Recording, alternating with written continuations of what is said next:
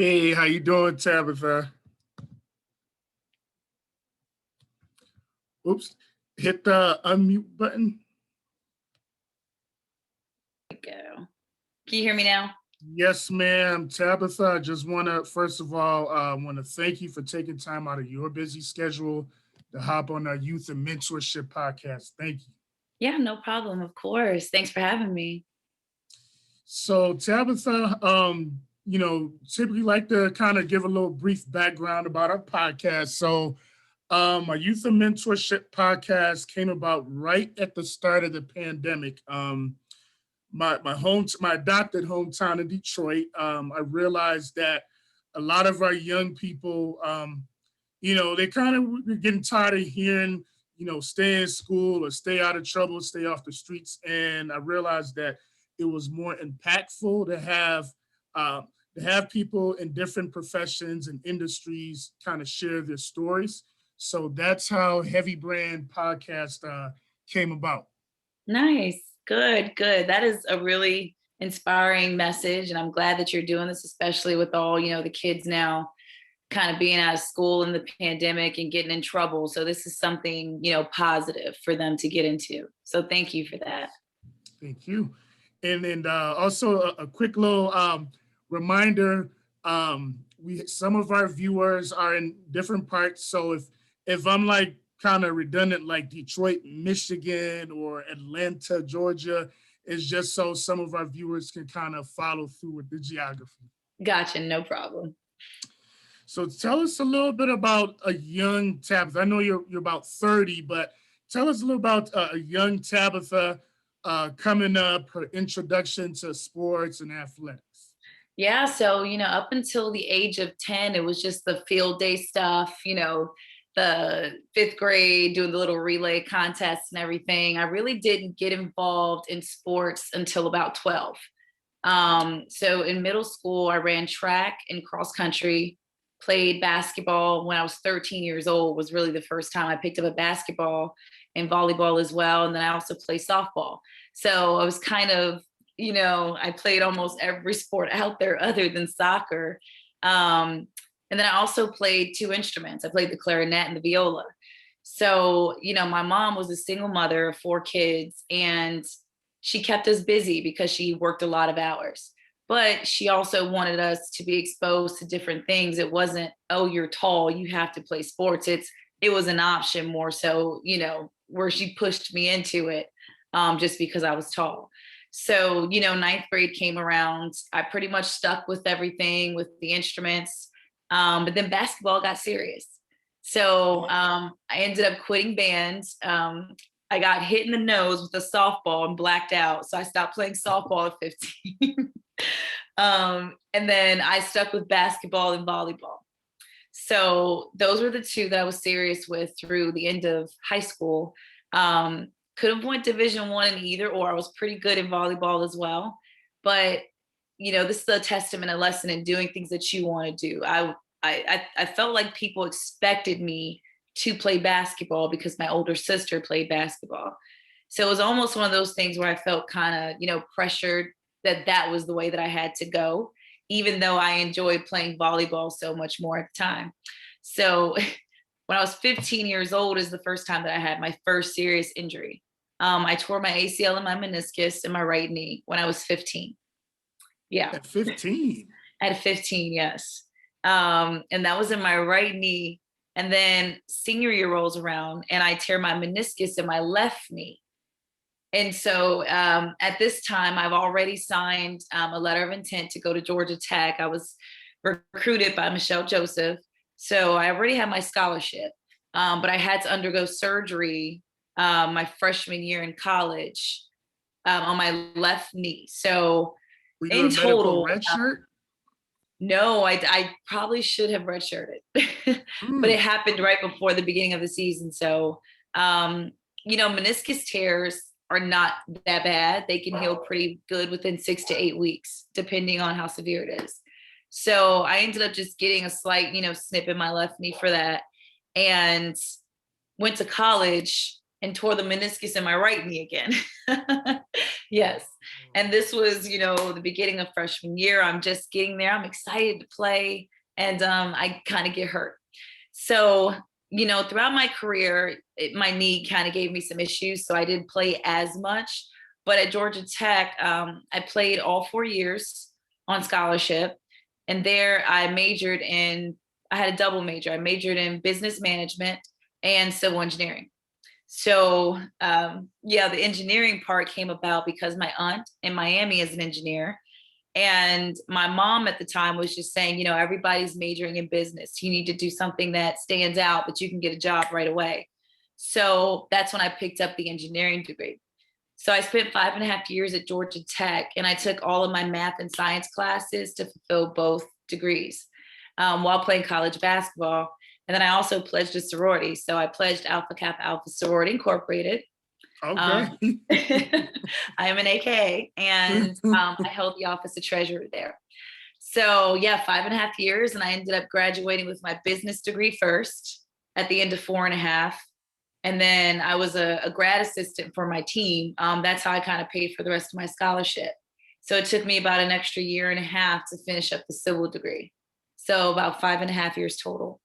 So now I'm graduating. I end up having to have a cleanup surgery upon leaving Georgia Tech.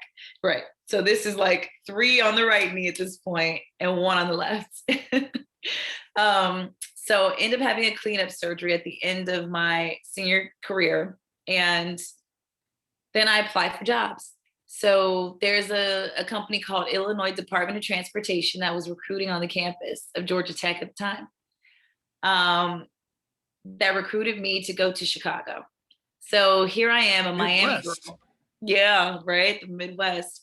Here I am, a Miami girl. I grew up on the beach, 90-degree weather, sun, took a little bit of a chance and went to Atlanta. Kind of got a little chilly, but nothing like the Midwest.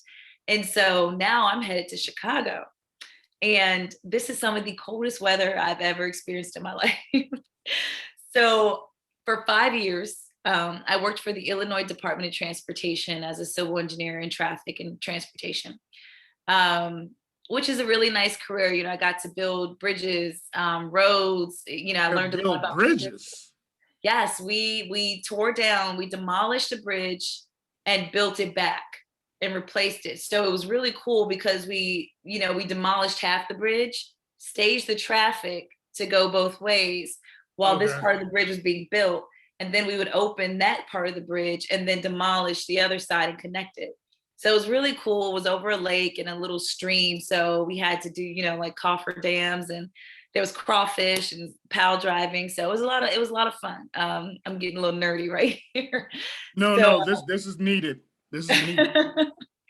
So in Chicago for 5 years. And as an engineer, I began to also model on the side. So I would, I started in runway, in print, got some really big, yeah. I kind of have a little bit of attention deficit disorder, I will admit that.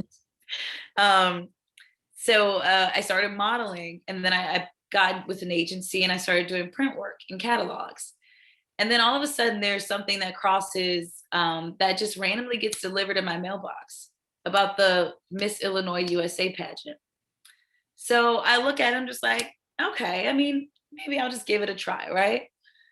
My first shot out of, I believe it was almost 130 young ladies. This is Miss Illinois USA. I get top 15. My first try with no training. Right out the gate. Right out the gate, I get top 15. And what I love about pageants is that a lot of people think it's, just glam, all this prissiness about people. It takes a lot of stamina. It takes a lot of hard work. You have to watch your diet, your fitness. It teaches you poise. When you make it to a certain part of the competition, you have to answer questions in front of thousands of people in the crowd. So you have to train your mind. So, my first try with no help, I get top 15, which is big. So I go, let me hire a coach. And I hire a coach the second time around, and I get top 5. It was a little controversial because a lot of people thought that I should have won the entire pageant. but Oh, okay. I'll leave that there. But it was a really good experience because it's just so competitive. And, these girls can get a little vicious in those pageants. But it taught me so much about grace and poise, because growing up I was like really clumsy, and linky and lanky and everything, so it taught me about stage presence, and how to carry myself. So got into pageants. My third year did Miss Illinois United States, got first runner up, second place. Ooh, knocking on the And then door. finally on my fourth try, I held the title of Miss Illinois United States, or Miss International Miss. Sorry. So I was 2016 International Miss, and that was my title. My platform was dedicated to, um, it was mostly towards the abuse of women, battered women, and children, helping them get out of those situations of mental abuse, physical abuse, and relationships, which was something that I had to deal with a boyfriend in Chicago. So there was a point where I almost lost my life, because of an abusive relationship. So my platform was to help those women. So, competing in pageants, and this is where I get into my career that I'm going into now. Competing in pageants just helped me to say to myself, what do I want to do in my life? Where do I want to go? What's most fun to me? And that's when I said, I want to be in front of the camera. I want to interview people. I want to know their stories. And I want to do it with something I love, which is sports. And so I said to myself, Tab, like, where do you have the most connections? Where do you know the most people? And that was Atlanta, Georgia, where I graduated and played college basketball. So in Chicago, my last winter there, it was negative 41 degrees was the highest. I Say had been flown to what? New York for a photo shoot, a volleyball photo shoot, and I got snowed in. And they finally got me on a red eye flight. And it was a day where it was negative 41 degrees in Chicago. And you could spit and it would freeze before it hit the ground. I'm not even joking. So this year, Chicago had a record second most snowfall ever recorded in Chicago history. And so me being a Miami girl and saying, I don't want to do this anymore, I hit my fifth year with Illinois DOT and I chucked the deuces. I said, I'm out of here. I'm not happy. I said, I need to get back south where I'm closer to my family, and just get a new start. So, I just reached out to my coach. I kept in contact, was, one of the great things. One of my mentors, LaChina Robinson, Okay. worked at Georgia Tech at the time when I played. And when I was playing, LaChina was just getting started in broadcasting. So me and LaChina, she was my pip. She was my mentor, my assigned mentor. This is how crazy life works out and how good God is, right? We developed a relationship, while I was in college, like a big sister, little sister relationship. And another person who I knew back in college before I went to Chicago was Elle Duncan. We were a part of the same friend group. So, two of the most influential Black women in this business were my friends, in personal relationships before I was even interested in broadcasting. So upon coming back, the good thing is I kept in contact with Coach Joe and the team. When they would come up and play, I would come talk to the girls just to keep in contact as, an alum, and give them, kind of the guidance and motivation, because I've been there and I've done that. As a student athlete, it can be really hard. So kept in contact. I reached out to Coach Joe and I said, Coach, can I work on Georgia Tech women's basketball radio as my start? I'm interested in broadcasting. She was like, absolutely, sure. So right before I was leaving Chicago, I went on a trip with the team and did 2 games via radio and traveled with the team. And then when I came back, my first year, I was covering Georgia Tech women's basketball on rec radio with Richard Musterer. So that's how I got started. And I just quit my job. I didn't have any job lined up in Atlanta. I had my savings that I had, gotten with my job, my deferred comp and my pension. I drained those and I lived off of that for 6 months. And while I was here, I went to the Connecticut School of Broadcasting, which is over in Lawrenceville, Georgia. It's like a 2.5-month program. It teaches you, Adobe Audition, Adobe Premiere, how to work behind a camera. They would give us different scenarios and say, you've got 30 seconds, come up with a story, you're live in 30 seconds. So throwing you Oh wow, like in those, impromptu. yeah, those positions when it comes to being a reporter and an anchor. So it was basically a 2.5 month crash course on being a broadcaster. And I did that course. And then I said to myself, Tab, you probably should have got a job as soon as you came back. So, the funds were running out, and I was just like, okay, I got to work. I have to do something else. Broadcasting, it's kind of hard. It's slow getting your feet wet sometimes. So I applied for Georgia Department of Transportation, got a job there. And I actually just hit 5 years on July 17th. So I just completed my 5th year with the Georgia Department of Transportation. So I still work as an engineer as my day job. Uh, Yeah. So, so that fall of 2016, I went on the internet and I just said, okay, Tab, I had a basically, with the CSB course, the Connecticut School of Broadcasting course, they had us make our own demos when we learned how to use the software. So we learned how to, be an on-air DJ and play music and fade in and out. This is how I learned how to cut my own demos. I still cut my own demos today because of what I learned 5 years ago in this course. So I had a little mini demo. Of course, it's not good. I mean, it's good for the class. I was definitely the top student in my class. So a couple of the instructors asked me to come do personal, stories for them. A few of them had like channels of their own. Check-a-See was one of them. And I would go out and I would cover different yoga events. And I did a wedding show one time. And this is how I created my demo reel. I went out, I sent out emails for, press requests for different events that I could cover and say, hey, I'm a aspiring broadcasting, I'm a student. Can I come cover your event? And I would go take a camera that I would rent from the school because we had access to it to check it out. It was a part of our tuition. And I would go with, one of the other kids in the class who was wanting to work behind the camera. We would just go shoot different things. Like Mercedes-Benz Arena was still being built when I was in CSB. So I remember covering a story in front of Mercedes-Benz while it was still under construction. And this is a part of my original demo. So that fall, I just go on the internet and I say, let me just look up some minor league teams, some, other smaller teams in the Atlanta area and just see, maybe hockey. My feet wet. Let me see what I can do. Come across the Georgia Swarm. And in my interview, this is a professional lacrosse team that was originally from Minnesota, and they brought the team to Georgia because they wanted to get the South more interested in lacrosse. Lacrosse cold weather sport, yeah. Canadian thing. And so, New York, Canada, some Midwest, like, the Ivy League schools, those are big lacrosse schools. So me, I know nothing about lacrosse, but I said, you know what, I'm going to learn. And in my interview, I am just nervous, beyond nervous. And there were 2 guys in my interview. And I admitted to them, I said, listen, I know nothing about lacrosse, but I will bust my butt to learn. And I was just flat out honest with them. And they were like, yeah, we don't either. It's okay. We're all learning together.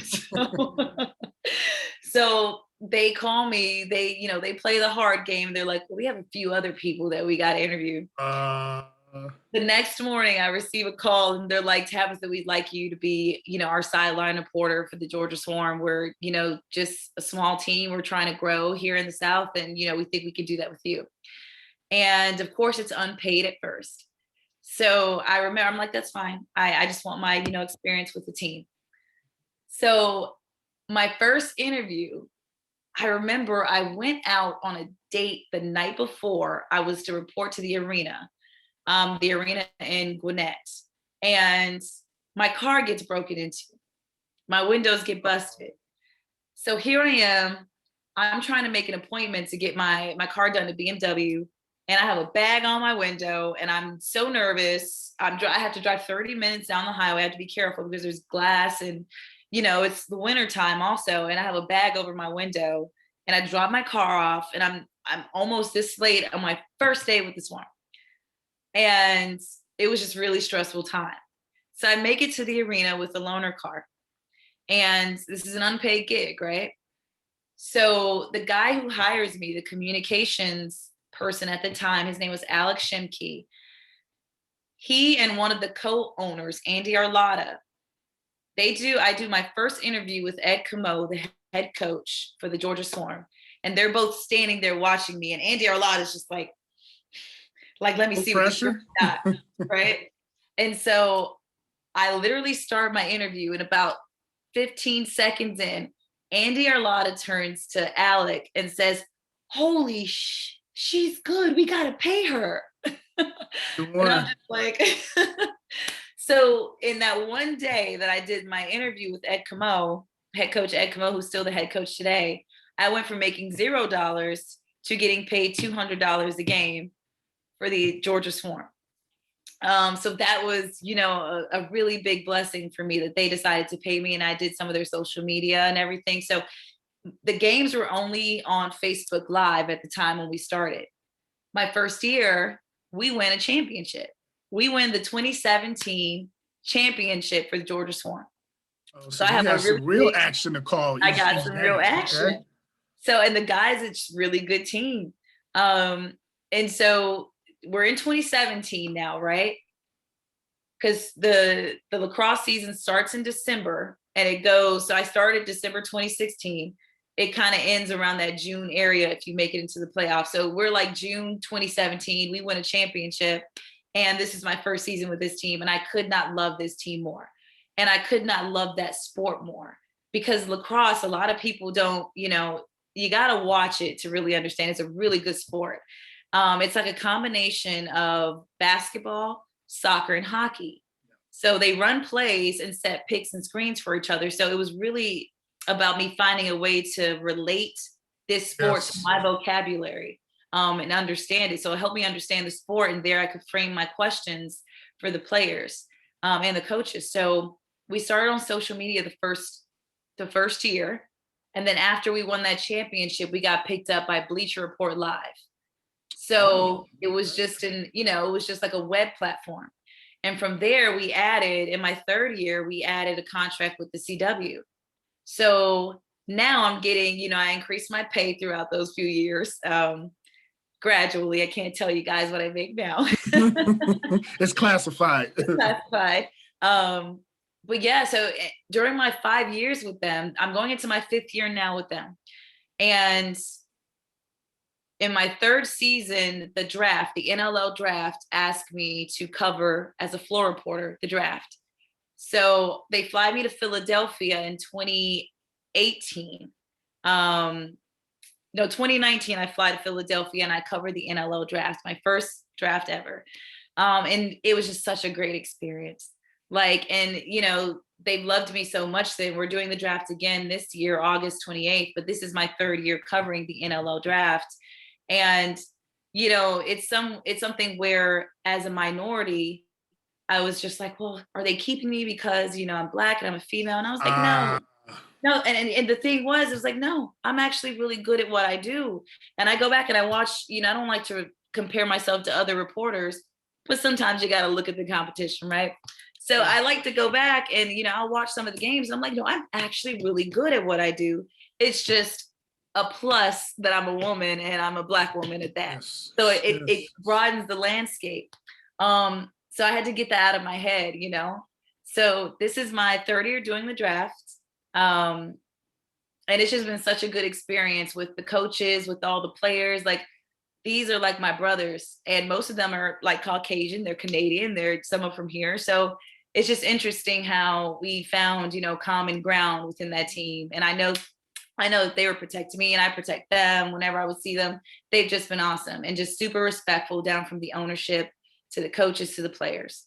So let's go back to 2017.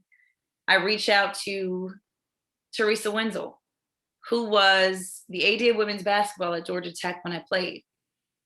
Say, Teresa, hey, I'm trying to get my feet wet. Do you have any positions open with the Atlanta Dream?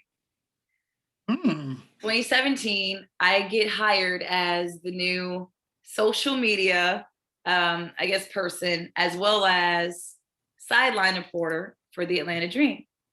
So in 2017 and 2018, I was now the sideline reporter and interim analyst when LaChina could not, like when LaChina had ESPN games, I would fill in as the analyst Okay. and sideline reporter with Bob Rathman.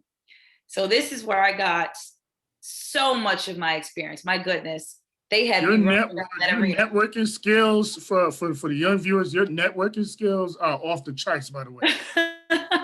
Thank you. I appreciate that. That's what this business is about. That's what life is about, right? It's about who you know. And then when you get there, it's about what you know. So Say that one more time. Say that one more time, please.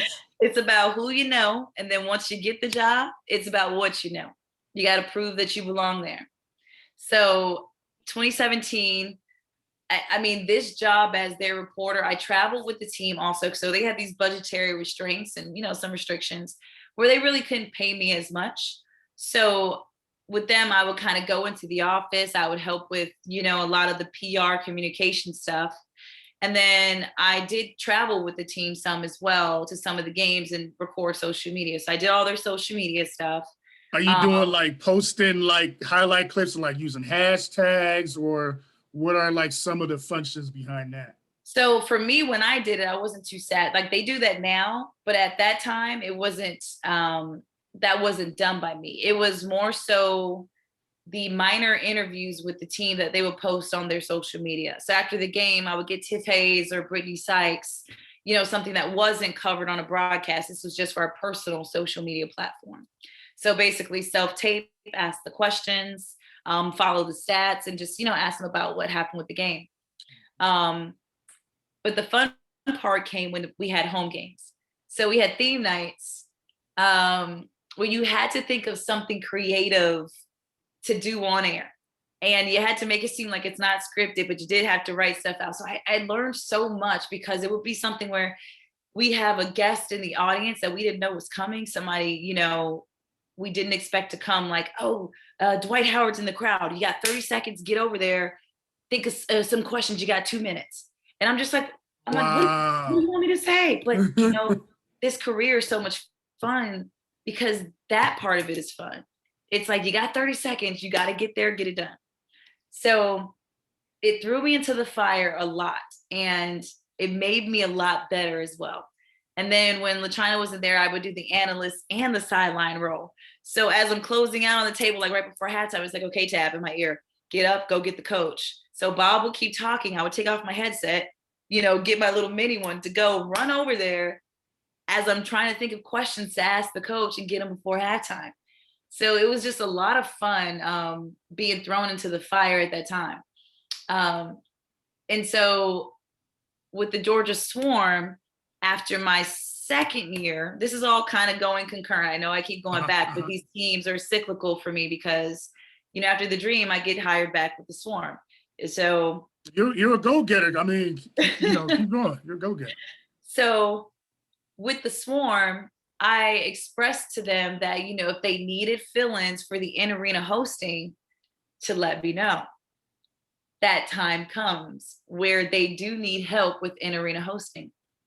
The in-arena host is the person who, goes around the arena, does all the trivia, gets the fans involved with like dance cams, does like the little games and stuff like that. They have to be really, live and just full of energy.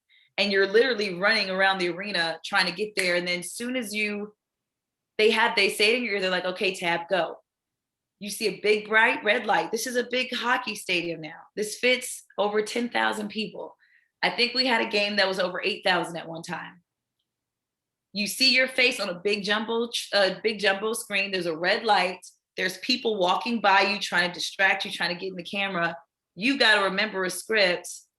And that red light comes on. It's just you and that camera. That's all. And you freeze just a little bit. You freeze. And I thank God that none of my freezes happen more than like 2 seconds. But, it's at that point that you have to dial into your mental and say, okay, I got a job to do. Let's get it done. It was so much fun. It was so nerve-wracking. But it turned out to be one of the best experiences of my life. And it helped me be more comfortable in who I was in hosting. So this is just something else that I could add to my resume. It's like how, with broadcasting, they want to know how many jobs you can do. I want you to operate a camera. I want you to write a script. Multitask. I want you to get on camera. I want you to go report it and record it. They want you to be able to do as many things as possible. So the more that you can do, the better job security you have and you won't be replaced. Um, and so now I'm adding that to my resume. So it's just so much fun because as I'm going along, I'm picking up more and more sports. So then I reach out to David Dickey at 680 The Fan, the radio station that's at Truist Park. Networking.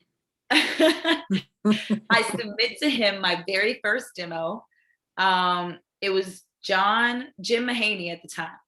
And I believe this is my third year in broadcasting, second going into third year. And Jim Mahaney, I just, I go on the internet again, like I did with the Swarm, and say, okay, where can I get some experience at?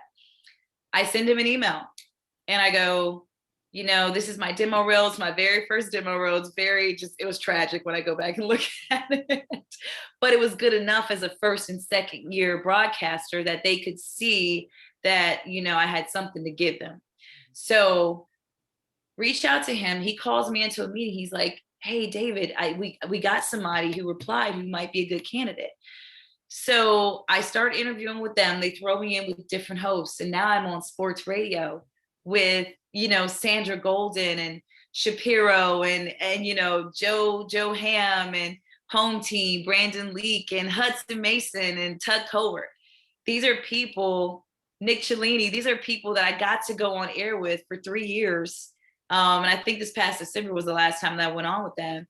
But for 3 years, I got to go on these shows for like 2 weeks at a time and co-host.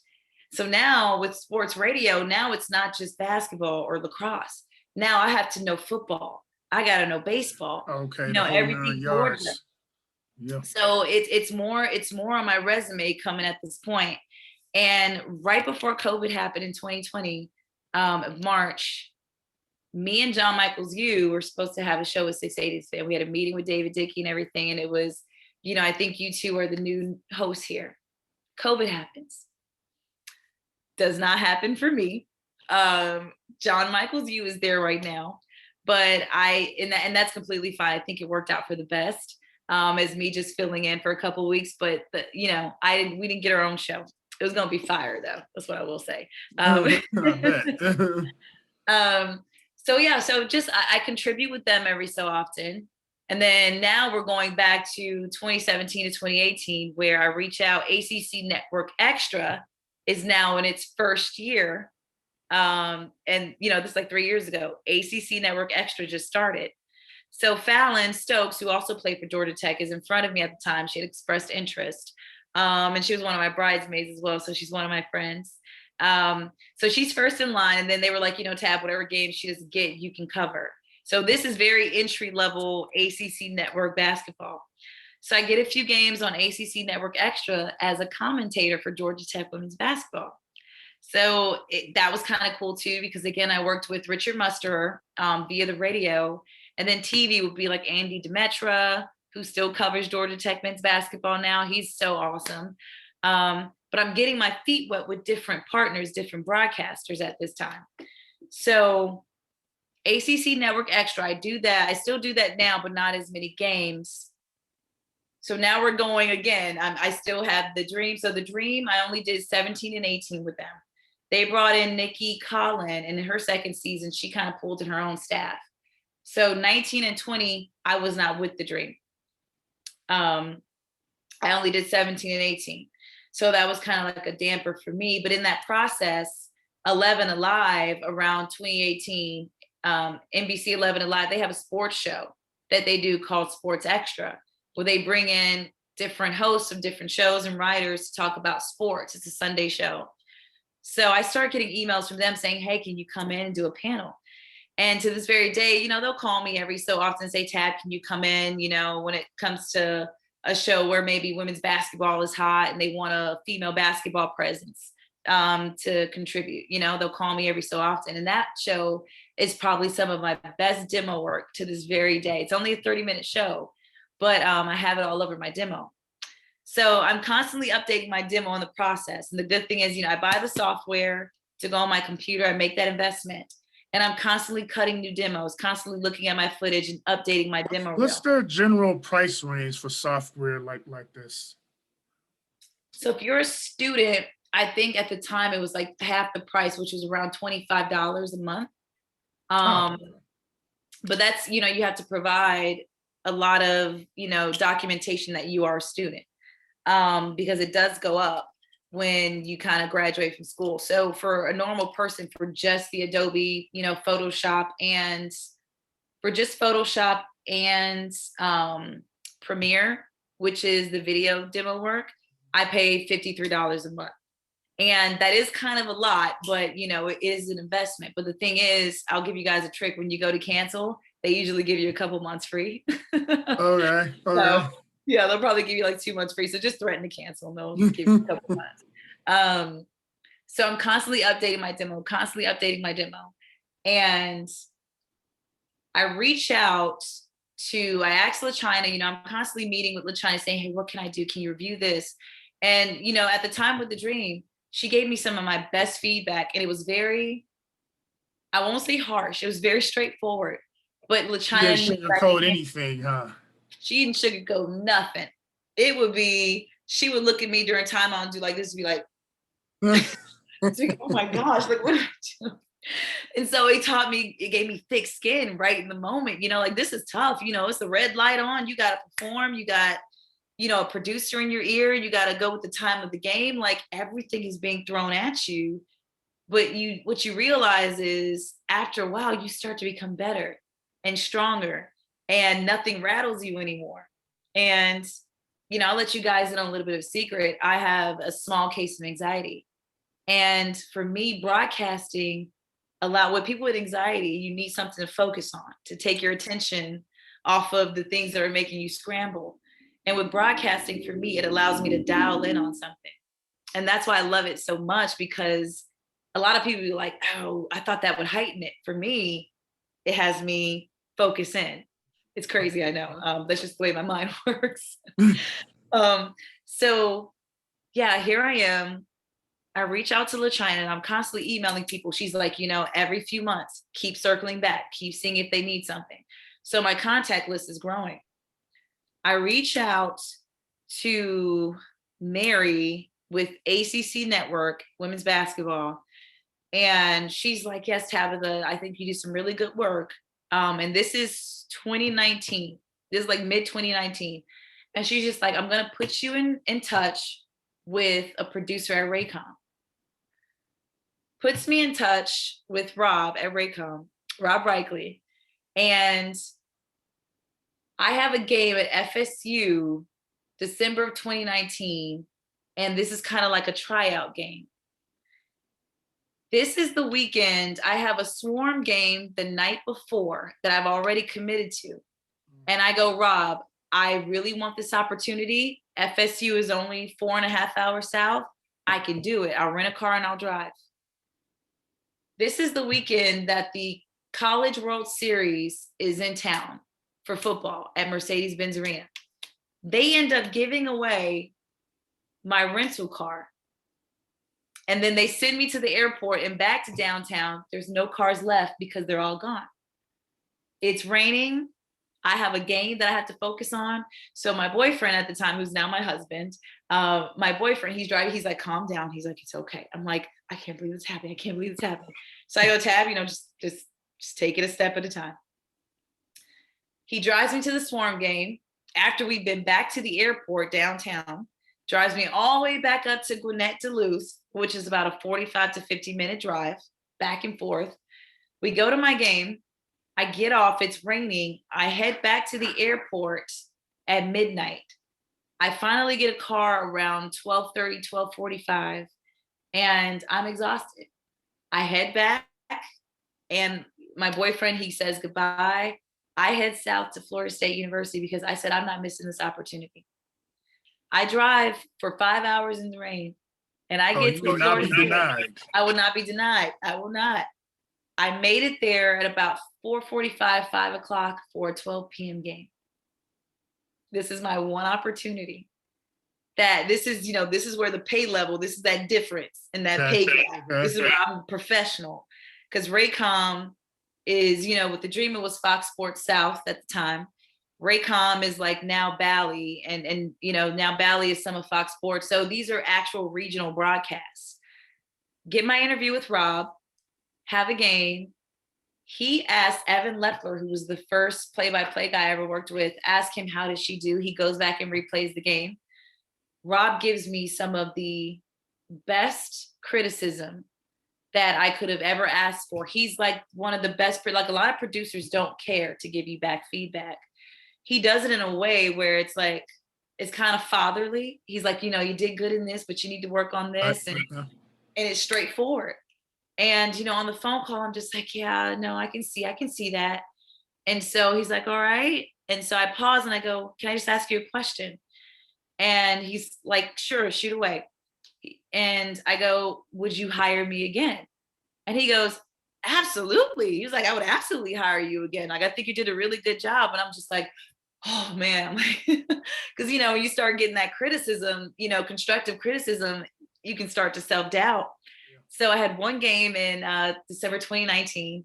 And then this past season, 2020, I think I got about 6 games with them. And so, of course, I'm coming behind broadcasters like Debbie Antonelli, Latrina Robinson. I'm on email lists with these phenomenal women who work as commentators. And my face as I'm going through the list, I'm like, oh my gosh, I am on the same list with these people. This is crazy. It's crazy. You've arrived. I was like, wow, what an amazing opportunity. So this past season, he called me for a lot more games to where I had to turn one down just because it was, it was last minute, and I was, excited that he called me for it.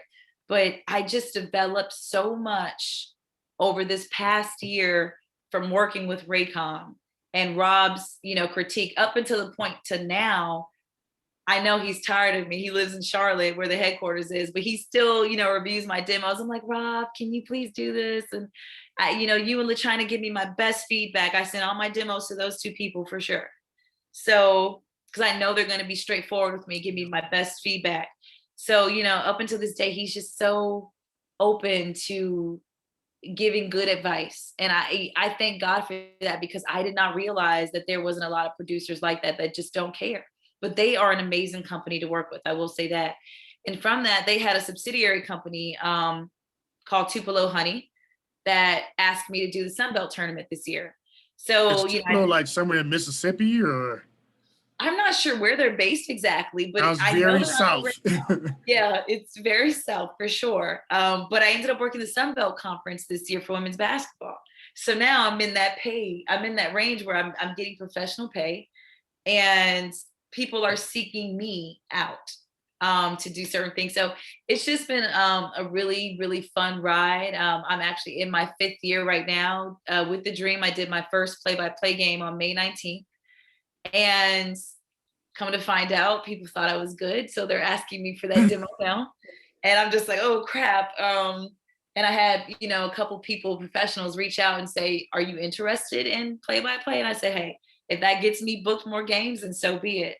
So, just adding to that resume, I got play-by-play, I got color analyst, I got sideline reporter, social media manager. I can do all of those things. I can host for you. So I can do well on panels, and it's all about getting your feet wet and taking different opportunities to diversify yourself. Because now that's something that's getting me booked. Now I have agents contacting me, which is what I need, because all of this stuff I've gotten on my own. Now I'm just like, what can you do for me as my agent? So people are reaching out for, weekend anchors that they need in Texas and things like that. But as a newly married woman, I'm trying to wait on the best opportunity. So that's where I am in my career right now. It's been so much fun. In my 5th year, it's amazing to watch from where I started and the hustle and all the hard work it took to get here. But it's kind of in my DNA. It's what I do. It's because I was so passionate about it. And it's just been a really fun ride. I still work as an engineer today. I've done a few. I'm a traffic engineer. It's crazy. And I even did a story My job was doing a story, I think my second year there, on trying to recruit into GDOT. And so I went to Georgia Tech, I went to the gym and like my dress and everything and shot a basketball. They looked at all our trophies. And then there were scenes at my job where I'm doing, CAD work and I'm downstairs, doing something engineer like. And to this very day, they play it at our headquarters when they recruit people to come into GDOT. And so people, when they email me at work, they're like, "You're the lady on the PSA." I'm like, "Yes." But it's so Beautiful. cool because I had to find a way to merge my careers. And I'm still trying to find a way because I'm not wasting my engineering career. But broadcasting is the full-time goal right now. So it's just been fun being in the process and learning how to do it and finding a way where you really didn't think there would be any. So it's kind of my story, and that's where I'm at right now. This is one of the few podcast episodes where I don't want to edit anything out. Um, I work at a youth facility, and we have like a young ladies pod, and this will be golden for a lot of ladies, especially for those that have been taught that you can't do more than one thing at once. Yeah. That's real. That mentality is like really prevalent nowadays. Like, just stick to one thing. Do everything. Do as much as possible. We only use this much of our brains. Think of the possible. And once you conquer your mental, you can see everything opens up. And mental toughness is key. Everybody's got talent at a certain point, but it's about who can stick with it because you can get told no a lot, and it only takes one yes to change your life. So it's about sticking with it. It's about diversifying yourself. You don't have to stick just one thing. You can do what you want. Do what you want. Be happy. Diversify yourself. Work hard and have fun with it. And for obviously, in your line of work, at least on the broadcasting side, you still have, um, I don't want to say the color game, but different perceptions on opportunities and skin color. So, what would you say to the naysayers? Let's say the four-letter network comes knocking on your door, and you get right into a position, a big position. What would you say to some of the skeptics? God's timing is God's timing.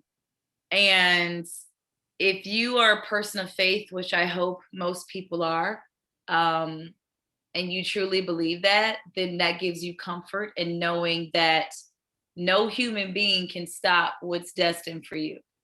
No, and I'm not going to call no names, but four-letter networks, you can't, one anchor can't stop me from getting to where I need to go because now that new anchor that didn't get that contract extension that just resigned, oh, she about to bank. Yes, ma'am. So this is that path. And no one can stop what God has destined for you. And there was a time where I was asked to do for our minor league team. I was asked to be a host, an in-arena host for that, and ended up not being able to get the job because of some technicality. I was really bummed about it. But 2 months later was when I got my opportunity to be with the Dream, which was televised. Okay. So that one opportunity that I did not get, God said, I got something bigger. I got on TV. I wasn't just stuck in the arena in front of just the regional fans, which is big. Like, that's huge. That's a good job to have. God had better. So when one door closes, don't quit, because that's where a lot of people don't succeed in this career. They quit because they get told no. Don't quit, because the people who stick with it are the ones who, eventually get where they need to go and get the opportunities. It's about perseverance. So to the naysayers, maybe you're not cut out for it. But if you know who you are and you've got that fight in you, oh, you can do whatever you want. You'll get there. Trust me, it can happen. I'm getting jobs now that I'm in the running with people who've been doing this twice as long as I've been doing it. Twice as long. And my names are on the same list, and I'm competing for these same jobs and getting hired. And my mom was one of the ones where she was like, you sure? Like, you got a good engineering job, you sure? And she was just looking out for me. You know, naysayers can also be family that is just saying, this is a little risky. But if you know who you are, like to this very day, my mom will look on TV like, that's you. Like she was visiting one day and I left her here with my dog and I was like, Mom, I'm going to do 11 Alive. And she's like, okay. She's like, okay, you're all dressed up. I'm like, yeah, I'll be back in about a couple hours. I go tape 11 Alive and I come home and turn on the news and I'm putting up dishes and she looks at the TV and she goes, that's where you were? You were doing that? And that's to this very day that she's just so proud. And now I send her my demos and I'm like, Mom, just, let me know if this keeps your attention. She sends them to the entire family.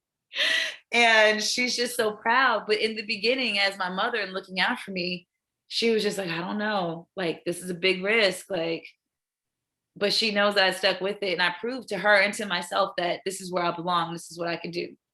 So as long as you know, that's all that it takes. Uno, and we can't let you go without asking one of our main questions. We like to put all our guests on the spot. If you were to come up with the Tabitha Turner story, which actress would play you? What would be the title of the movie and why? Oh, what was the second one? Who would play me? Which actress would play you? What would be the title of that movie? And why would you have that actress play you? Oh, it can't my just God. be because they resemble you or they're tall. You gotta give us the full explanation. Well, this is hard. Oh my gosh. Okay. Wow. Okay, so who would play me first? I I said I would. Can I combine two actresses? I feel Go like for I'm it. a combination of Gab Union and Sierra. Okay. Sierra for the height, the muscular. I still work out like I'm an athlete, so I go hard. I think I've seen a Planet Fitness clip. Yeah, Yep, yeah. yep. I'm old now, so I got to work on my stretch and my flexibility. But is that fair? Can I do that? Because Oh Gab yes, Union has yes. my goofiness and that toughness about her. She plays that role where she's just a lot to handle, but she's still a lot of fun. And then Sierra's also kind of goofy, but she's pretty fit and just fun. So I would say Gabrielle Union and Sierra. Um, I don't want our viewers to think this was scripted, Tabitha, because last week's episode we had Gabrielle Union's body double. She's a professional stunt woman. She was Shut Gabrielle up. Union's stunt double in LA's finest. So I don't want viewers to think this was Oh, scripted. wow. Gabrielle Union, but yeah. No, definitely not. I didn't know that. Wow, I didn't watch, I promise. um, it will probably be called, oh well, this is tough too. Well, I named one of my podcasts when I was doing it during COVID, Tab Talks or Tab Tries. And one of my shows I wanted to be called Tab Tries because I'm into things where I like to build stuff as an engineer. And my backyard, me and my husband completely transformed it. We built it from the ground up. And so it's like this little oasis right now. And now we're going to work on a deck back there. And I have a home renovation that's about to go on. And I asked the engineer who's coming in to do my designs because I don't have my PE yet. I said, can I shadow you? So I'm going to be a broadcaster and an engineer at the same time. And I would like to shadow him. So because I like to do so many things, I love animals. I wanted to be a vet. I love sports. I know it's a boring title, but if it were a show, I would say Tab Tries. And that's kind of the Tries. background. Tab Tries, networking, making things happen. You are a very ideal guest for a youth and mentorship podcast, Tabitha. Thank you. And you're humble. Oftentimes, when you get a talented person, you don't always get the humility. Yeah. Tabitha, I really want to thank you for taking the time to hop on our Heavy Brand podcast, and continual blessings. to you, your significant other, and to all your future, current and future endeavors. Thank you so much, Of Tabitha. course. No problem. Thank you so much for having me. This was very enjoyable, and I hope that it does motivate some of your students to follow their dreams and just stick it out. Ma'am, yes, ma'am. Salute. Y'all have a good one. Have a great weekend. Thank